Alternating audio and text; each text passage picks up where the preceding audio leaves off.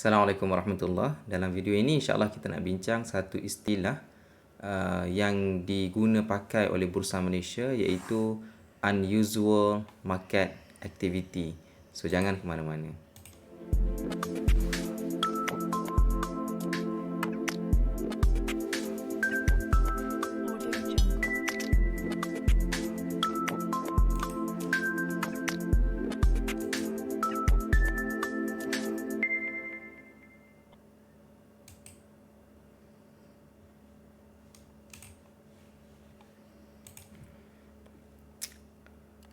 Okey, tuan-tuan semua, sebelum kita meneruskan perbincangan kita berkenaan dengan istilah ini, saya nak tunjuk satu interface baru yang saya set.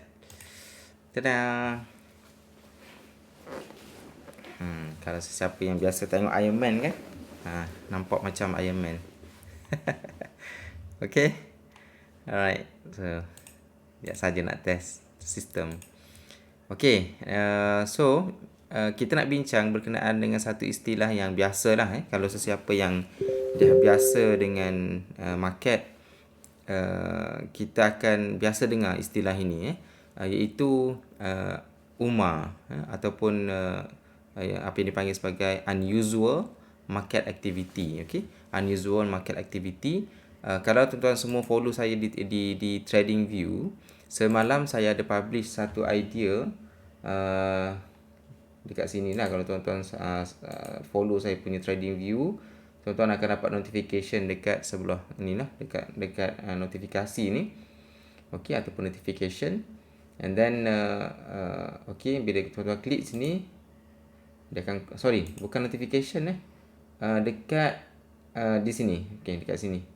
Aliran idea So sesiapa yang tuan-tuan subscribe ataupun follow di TradingView dan orang itu publish any idea, any tutorial dan sebagainya dekat TradingView, dia akan bagi notification dekat sini lah, aliran idea. Okey. Okey, bercakap tentang TradingView ni, so jangan lupalah follow saya dekat TradingView. So tidak ada sebarang buy call, cuma saya publish apa yang saya nampak dekat chart, yang mungkin ada benda yang anda boleh belajar lah daripada chart tersebut.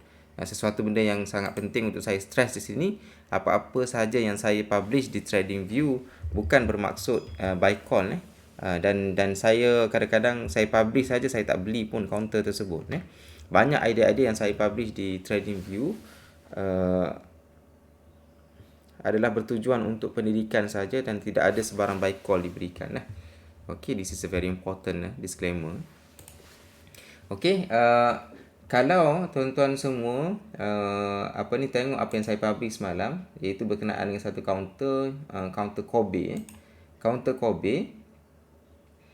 Okay, ni saya explain secara ni lah, saya tak explain secara detail. Satu sebab masa, yang keduanya saya tak akan explain detail. Tuan-tuan semua yang dah belajar lah, kena fikirlah apa yang isi tersirat dan tersurat yang ada di sebalik apa yang saya share. Saya sendiri pun tak masuk counter Kobe ni.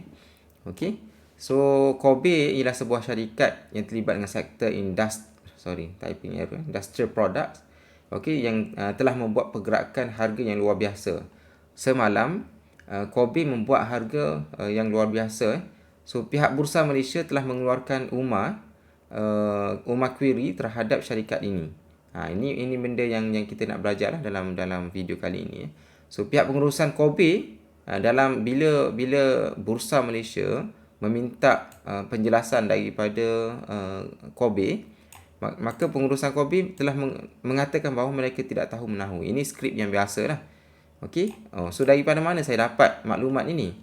Okey. So bila saya dapat detect pergerakan Kobe yang luar biasa ini, sebagaimana yang saya share sebelum inilah, kita boleh search Kobe. Okey, search saja Kobe di bursa, dan set pada tools ini adalah 24 hours. So kita boleh tahulah apa cerita di sebalik dia. Okey, apa cerita yang berlaku di sebalik pergerakan yang luar biasa itulah. Okey, sebagaimana yang saya share. Okey, saya lupa nak share dalam video sebelum ini, iaitu berkenaan dengan macam mana kita nak detect catalyst apa yang berlaku di sebalik pergerakan chart yang luar biasa. Okey, so saya share sebelum ini berkenaan dengan bagaimana cara untuk kita detect.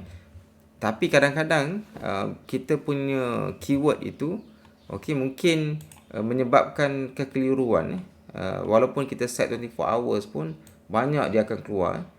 Kalau istilah macam Kobe ni kan, dalam masa 24 jam tengok berapa page yang keluar. 1, 2, 3 sampai 10. Tak sama dengan yang serba dynamic sebelum ni. Okey, serba decay. Kalau kita set 24 hours untuk serba decay, okey, kita tengok kat bawah ni hanya 4 page saja. Hari tu masa kita buat video sebelum ini hanya 1 page saja dalam masa 24 jam. Tapi yang ni lebih sikit lah. Sebab ada banyak laporan-laporan yang berkaitan dengan counter cyber dynamic. Okey.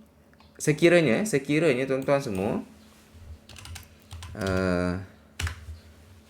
bila kita search macam counter Kobe ni kan dalam masa 24 jam, okey, kita scroll down ke bawah, nampak page banyak ni, more than 10 actually ni. Kalau kita klik 10, okey, 10 lah, 10 pages, dia tak ada lah next page.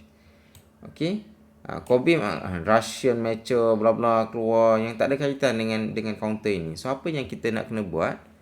Okey, kita pergi ke setting and then kita buat advanced search.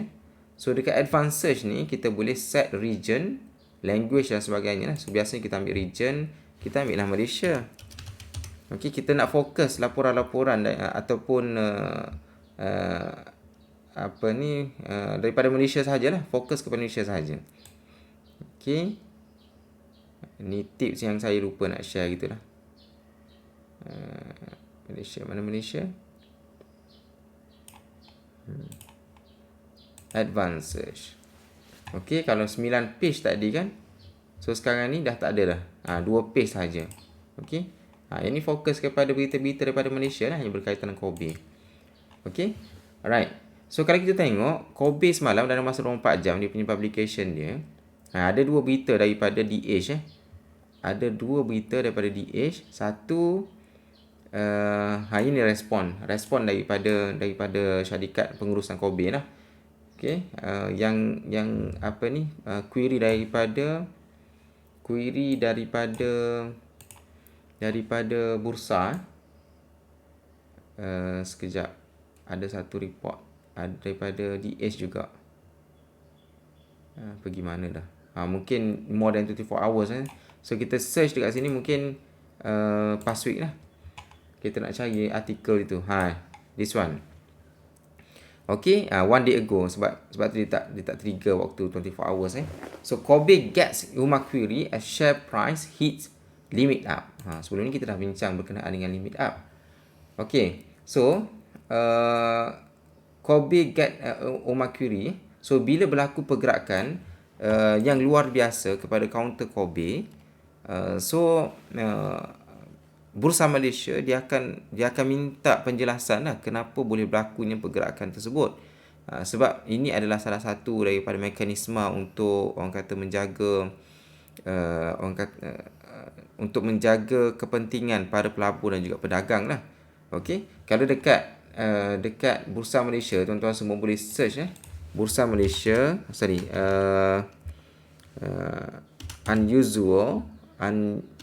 unusual market activity Bursa Malaysia, search saja. So tuan-tuan semua boleh access satu dokumen daripada bursamalaysia.com, okey, berkenaan dengan UMA. Sorry saya tak share. Okey, kalau tuan-tuan semua share, okey, search saja Bursa Malaysia berkaitan dengan unusual market activities, dia akan keluar satu dokumen ini, penjelasan berkenaan dengan apa itu UMA.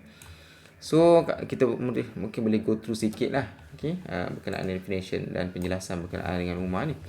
Okey, definition dia, UMA, okey, unusual market activity means an event where there has been a significant and unexplained change in the price or trading activity or both of a particular security. Okay, Bursa follows international best practice in issuing UMA query as one of the way in which to ensure market integrity. So untuk menjaga integriti kita punya market, salah satu tugas Bursa Malaysia ataupun peranan Bursa Malaysia adalah dia akan clarify lah apa-apa sahaja pergerakan yang luar biasa yang mungkin mencerminkan aktiviti yang mungkin orang kata aktiviti sindiket dan sebagainya. Jadi Bursa Malaysia dia akan keluarkan satu query lah. Dia akan minta penjelasan daripada syarikat tersebut. Okey, pengurusan syarikat tersebut. Samalah kesnya dengan kes Kobe ni. Okey, bila berlaku pergerakan luar biasa kepada syarikat Kobe, pergerakan di counter Kobe, so Bursa Malaysia akan keluarkan query, UMA query untuk bertanyakan tentang sebab any catalyst, any news yang mungkin orang kata berkait rapat dengan pergerakan yang luar biasa itu. Okay, what is the purpose of UMA query? Okay, it is UMA query is a disclosure tool which serve to, ada dua benda, from a listed issuer to disclose any material information that has yet to be announced or which was withheld in accordance with paragraph rule 9.05 of the listing requirement. Okay, satu lagi, alert and appraise investor and market with the latest material information or updates vis-a-vis the listed, vis-a-vis ni with regard to ataupun in relation to the listed issuer towards facilitating informed investment decision. Okay, basically ada dua purpose inilah. Purpose ni yang menyebabkan bursa boleh mengeluarkan UMA query kepada pengurusan syarikat. Okey. So tuan-tuan boleh baca lah semua ni panjang lebar ni penjelasan berkenaan dengan UMA. Baik, kita nak pergi kepada apa yang berlaku kepada Kobe. So bila berlakunya pergerakan yang luar biasa, di counter Kobe yang kita kata tadi, pergerakan melebihi berapa persen ni, almost 70% ni, dalam masa 2 hari. So ini pergerakan yang luar biasa lah. Bila berlaku pergerakan yang luar biasa, tidak semestinya bursa akan minta query, akan keluarkan query, UMA query kepada pengurusan syarikat. Biasanya bursa dia akan buat, orang kata, yalah, macam kita lah kan, investor.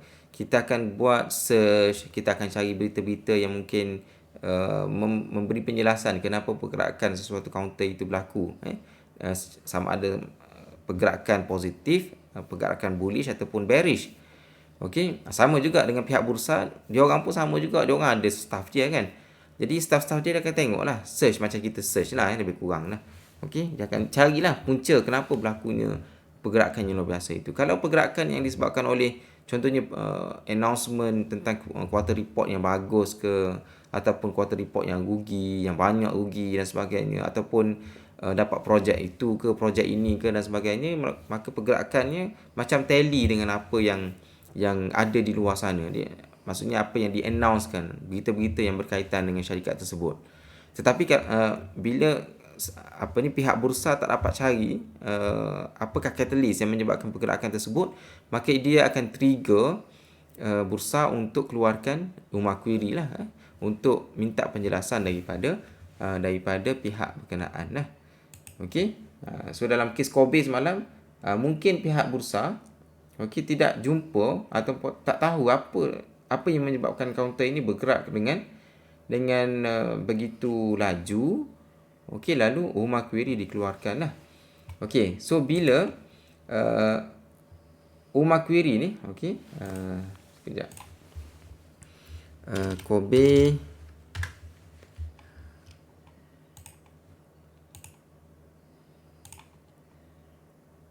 sekejap, bukan, saya nak 24 hours ni.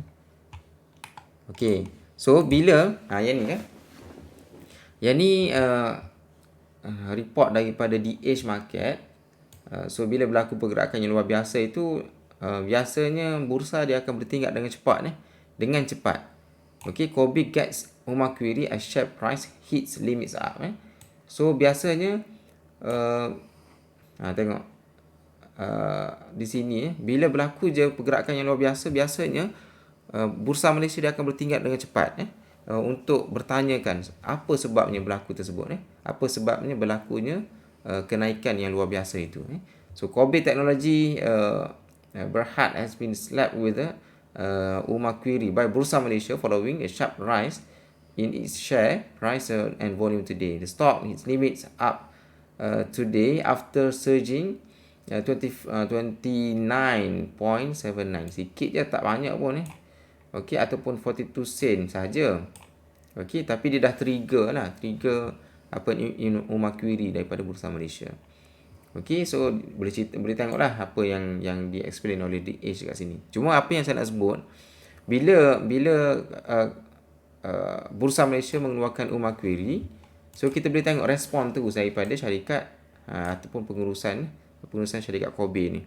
So Kobe says unaware of reason behind user market. Jadi ini skrip yang kalau sesiapa yang biasa dalam market, biasanya bila Bursa Malaysia mengeluarkan UMA query, biasanya syarikat yang ni biasalah, saya tak pernah, bukan tak pernah, maksudnya saya tak ada pengalaman di mana bila bursa query dikeluarkan, lalu syarikat respon menjelaskan tentang ada benda-benda yang mungkin dia orang tak announce lagi, yang menyebabkan pergerakan harga yang luar biasa itu. Okey, tapi biasanya jawapan yang skrip biasa yang dikeluarkan oleh pengurusan syarikat adalah macam ni lah, unaware of reason behind unusual market activity. Yang ni biasa, skrip biasa. Okey, skrip biasa. So jangan rasa pelik lah. Kobe has said it is unaware of any corporate development that could have contributed to the UMA regarding its price share. Okay. So ini adalah skrip yang biasa. Jadi apa pentingnya UMA ni kepada kita sebagai pelabur dan pedagang? Itu yang kita nak tahu kan. Apa pentingnya? Baik, bila berlaku pergerakan yang luar biasa, biasanya para pelabur dan pedagang dia akan memberi fokus lah kepada kaunter tersebut kan. Bila kaunter tu pergerakannya terlalu cepat ataupun terlalu laju, okey, mestilah ramai yang fokus kepada kaunter tersebut.